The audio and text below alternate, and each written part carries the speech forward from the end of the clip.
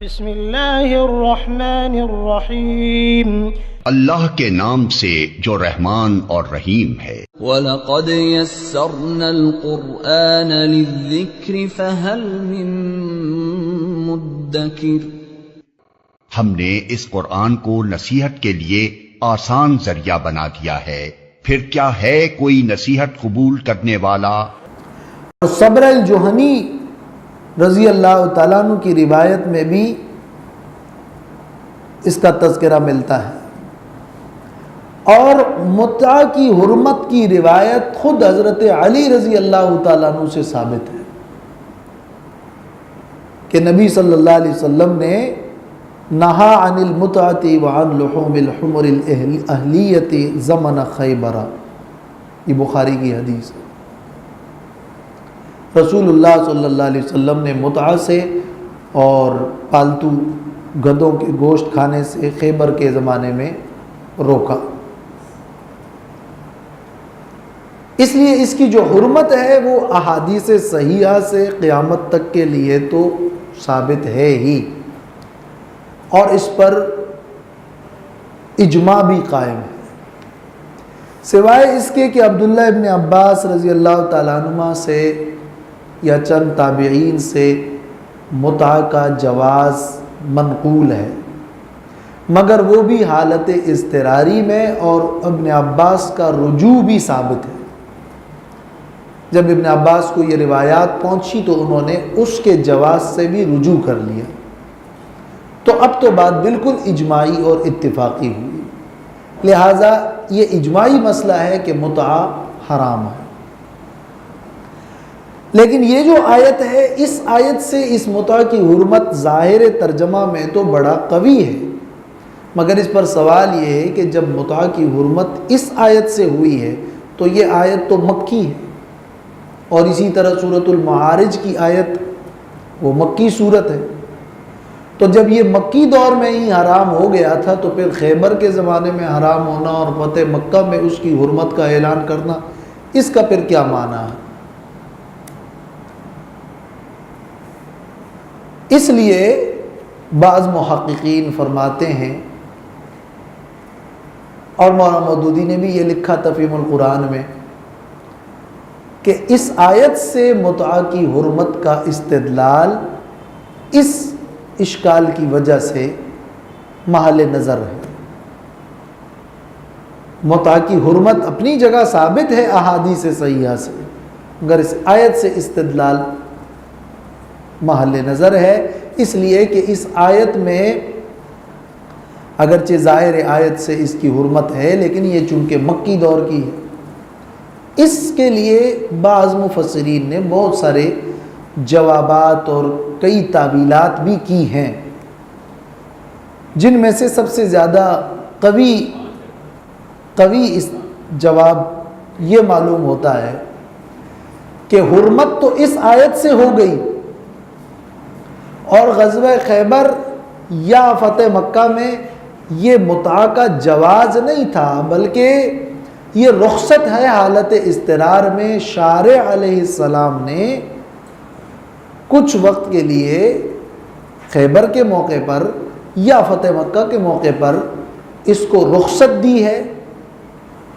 حرام تو اس آیت سے ہی ہو گیا تھا، مگر حرمت کے بعد جس طرح خنزیر کا گوشت کھانا حرام ہے، مگر حالت اضطرار میں اس کا جواز خود قرآن میں مذکور ہے، اسی طرح متع کی حرمت تو اس آیت سے ثابت ہو چکی تھی، مگر بعض مواقع پر خود شارع علیہ السلام نے اس کی وقتی طور پر اجازت دی تھی، جو اجازت بھی بعد میں لے لی گئی اور اٹھا لی گئی، اور پھر ہمیشہ ہمیشہ کے لیے اس کی حرمت کا اعلان کر دیا گیا۔ تو یہ اس کا حلال ہونا نہیں تھا، بلکہ یہ رخصت ہے جو درمیان میں رخصت دی گئی ہے۔ یہ تو اس متع کی نکاح کی حرمت کے لیے استدلال کہاں سے ہیں یہ بحث ہو رہی ہے، ورنہ نکاح متع کا خلاف معقول ہونا اور خلاف منقول ہونا، اور اس کے جو فاسد عناصر ہے اور اس میں جس قسم کی بے شرمی اور بے عزتی ہے، وہ ساری باتیں تو ہر عقل سلیم والے پر واضح ہے۔ مطلقاً اس کی اجازت دینا، جیسے کہ بعض روافض اس کی اجازت دیتے ہیں، وہ تو بالکل نہ منقول ہے، نہ وہ ابن عباس کی رائے ہے، اور نہ وہ عقل اور کسی عقل سلیم والے کو زیبا ہے، اور کوئی بھی شخص اس کو گوارا نہیں کرے گا۔ بہرحال اس آیت میں اللہ تعالیٰ نے شہوانی قوتوں کی حفاظت کو کامیابی کے اوصاف میں سے ایک بڑے وصف کے طور پر بیان کیا ہے، آیت نمبر 5 میں بھی اور 6 میں بھی اور 7 میں بھی۔ وَالَّذِينَ هُمْ لِأَمَانَاتِهِمْ وَعَهْدِهِمْ رَاعُونَ، اور یہ وہ لوگ ہیں جو اپنی امانتوں کا اور اپنے وعدوں کا خیال اور لحاظ رکھنے والے ہیں۔ راعون، رعی کے لفظ کا معنی ہے اصل عربی میں مویشیوں کو پالنا، اس کی نگہبانی کرنا، اس کی حفاظت کرنا، اس کا خیال رکھنا، اس کے لیے رعی کا چرنا یہ الفاظ استعمال ہوتے ہیں۔ راعی کسے کہتے ہیں؟ جو بکریوں کو چراتا ہے اور خیال رکھتا ہے۔ مگر پھر مطلق حفاظت کے معنی میں یہ لفظ استعمال ہونے لگا۔ تو امانتوں کا اور وعدوں کا نہایت ہی خیال رکھتے ہیں، جیسے کہ ایک حدیث میں رسول اللہ صلی اللہ علیہ وسلم نے فرمایا، اور آپ اکثر خطبوں کے اندر یہ ارشاد فرمایا کرتے تھے اور ان اوصاف کا تذکرہ فرماتے تھے کہ لا ایمان لمن لا امانت لہ، لا دین لمن لا عہد لہ۔ اس شخص کا ایمان نہیں، اس شخص کا ایمان کامل نہیں جو امانت کا پاس نہ رکھے، اور اس شخص کا کوئی دین کامل نہیں جو وعدہ کا خیال نہ رکھے۔ امانت کا مطلب کیا ہے؟ کسی بھی چیز کے حوالے سے بندے پر اعتماد کیا جائے تو وہ امانت ہے۔ اس کو کوئی چیز پکڑوا دی جائے اور اس پر اعتماد ہو کہ وہ بر وقت ادا کرے تو بھی امانت ہے، اور اس کو کوئی منصب اور عہدہ دیا جائے تو بھی امانت ہے، اس کو کوئی ذمہ داری سونپی جائے تو بھی امانت ہے۔ اللہ تعالیٰ نے اس کو کوئی ذمہ داری دی ہے اور کوئی حکم دیا ہے تو اس کا خیال رکھنا بھی امانت، اور اگر بندے نے اس کو کوئی ذمہ داری دی ہے یا کوئی کام سونپا ہے یا کوئی چیز رکھی ہے اس کے پاس تو وہ بھی امانت ہے۔ امانت ایک بڑا وسیع لفظ ہے، کبھی یہ اللہ اور بندے کے درمیان ہوتا ہے اور کبھی بندوں کے آپس کے درمیان ہوتا ہے۔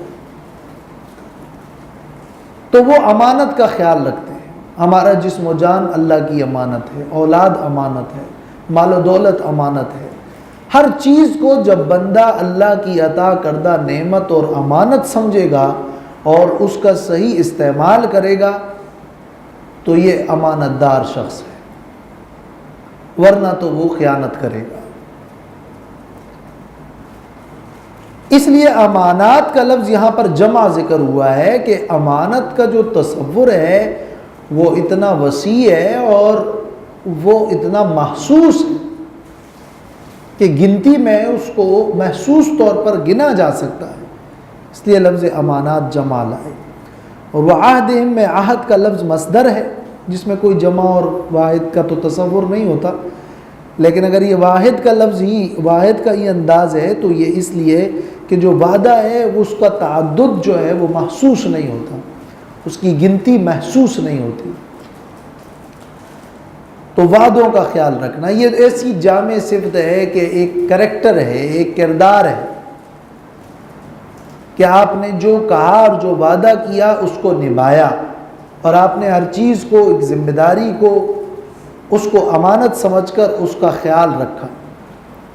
جب ایک شخص خائن نہ ہو اور وہ وعدہ پورا کرتا ہو تو اس کا کردار درست ہوتا ہے اور وہ با اخلاق بنتا ہے اور وہ معاشرے کے لیے مفید ہوتا ہے، اور یہ اس کی دنیاوی اور اخروی کامیابی کا راز ہوتا ہے۔ تو یہ بڑی جامع صفات ہیں جو کہ مستقل موضوعات ہیں اور اس پر مستقل عنوانات ہیں، اور قرآن اور حدیث کے مستقل بیانات ان دونوں موضوعات پر الگ الگ موجود ہیں۔ والذین هم علی صلواتہم یحافظون، نماز کا ذکر پھر لائے۔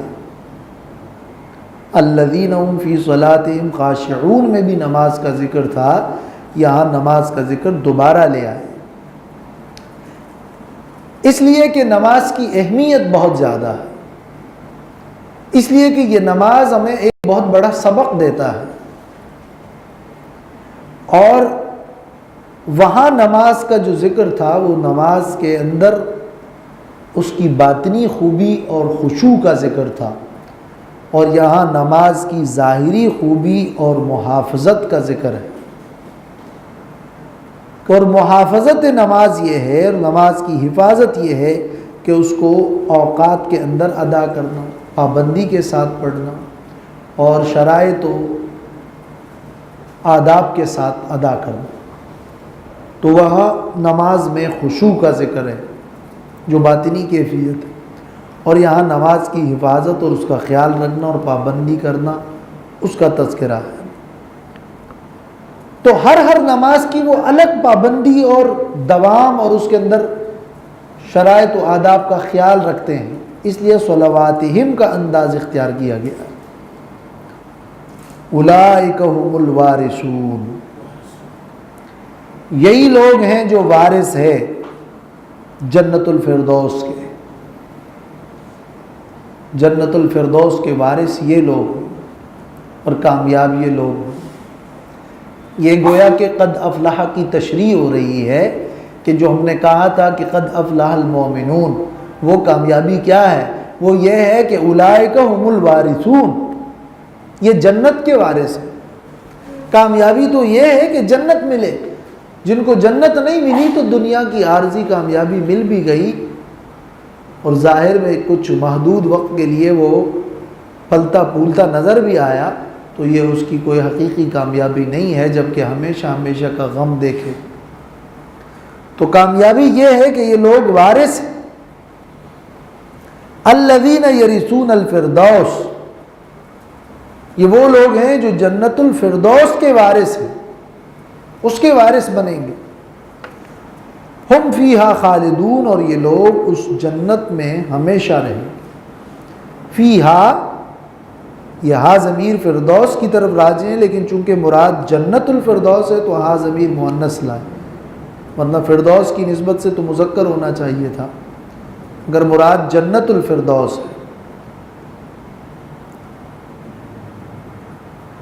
یہاں پہ وارثون کا لفظ اور یرثون کا لفظ کیوں استعمال کیا گیا؟ تو خود رسول اللہ صلی اللہ علیہ وسلم نے فرمایا کہ ما منکم من احد الا ولہ منزلان، تم میں سے کوئی شخص ایسا نہیں ہے مگر اس کے لیے دو منزلیں ہیں، ہر شخص کے لیے دو ٹھکانے ہیں، دو جگہ ہیں۔ ایک جگہ اس کی بنی ہے، مقرر ہے جنت میں، منزل فی الجنہ و منزل فی النار۔ اب جب کوئی شخص مرتا ہے اور وہ آگ میں داخل ہوتا ہے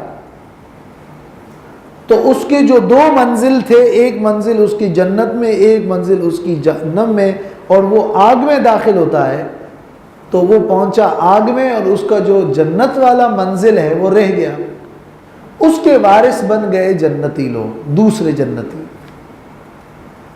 تو یہ وہ لوگ ہیں اولئک هم الوارثون، جو جنت کے ان منازل کے وارث ہیں جو منازل کفار سے رہ گئے، ورنہ اللہ نے ہر شخص کے لیے دو منزل مقرر کیے ہیں، ایک منزل جنت میں اور ایک منزل آگ میں۔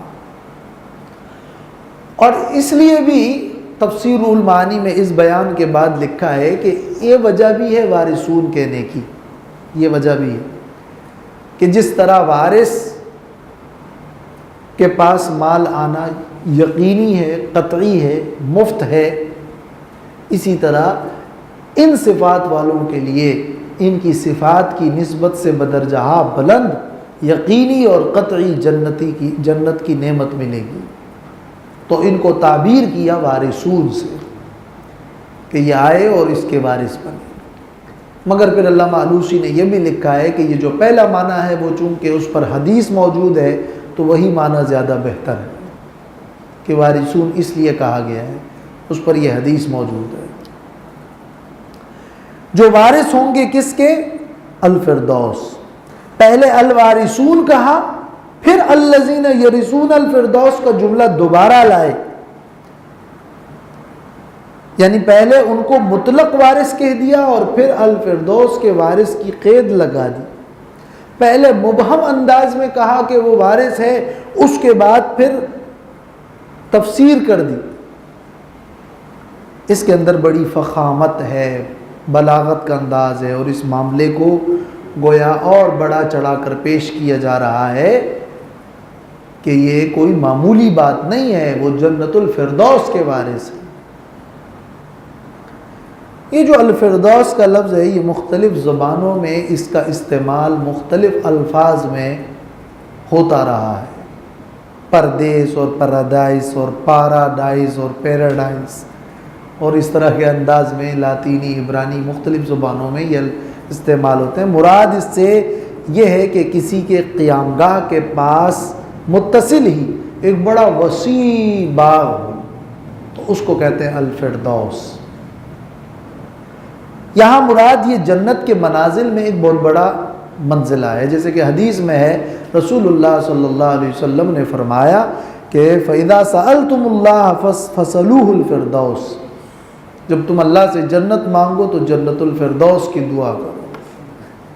فَإِنَّهُ أَوْسَطُ الْجَنَّةِ، اس لیے کہ یہ جنت کے بیچ میں واقع ہے، وَأَعْلَى الْجَنَّةِ، اور بلند واقع ہے، یعنی چوڑائی کے اعتبار سے درمیان میں اور بلندی میں اعلیٰ۔ وَمِنْهُ تُفَجِّرُ أَنْهَارُ الْجَنَّةِ، اور اسی سے ہی جنت کی نہریں نکلتی اور بہتی ہے۔ یہ جنت میں ہی ایک خاص عظیم مقام ہے۔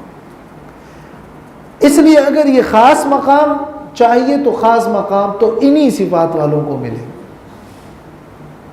اور یہ صفات نہ ہو اور ان میں کچھ کمی کوتاہی ہو تو دوسری صفات جنت کا مقام، دوسرے مقامات مل جائیں گے، مگر یہ جو صفات ہیں انہی صفات والوں کو یہ مقام عالی شان ملے گا۔